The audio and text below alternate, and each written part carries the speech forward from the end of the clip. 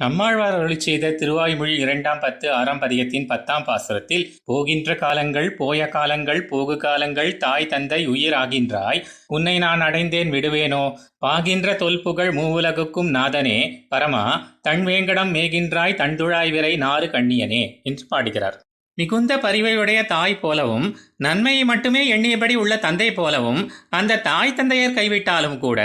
நீ செய்யும் நன்மைகளை நான் உணரும் விதத்தில் நிகழ்காலம், இறந்த காலம், எதிர்காலம் என்பதான 3 காலங்களிலும் செய்து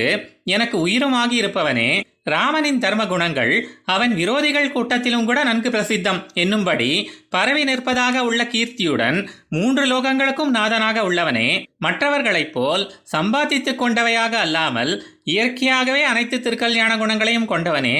இப்பேற்பட்ட பெருமைக்கு தனக்கு சமமாகவோ மேம்பட்டோ எவரும் இல்லாதவனே, இந்த மேன்மை மட்டும் இல்லாமல் என்னை அடிமையாக்கிக் கொள்ள வேண்டும் என்பதற்காக காண்பவர் களைப்பை நீக்கும் விதத்தில் திருவேங்கடமலையில் வந்து அண்மையாக நிற்பவனே, இந்த பரத்வம், எளிமை, வடிவழகு ஆகியவற்றை மறைமுகமாக உணர்த்தும் விதத்தில் குளிர்ந்த நறுமணம் உள்ள துளசி மாலையை அணிந்தவனே, இப்படியாக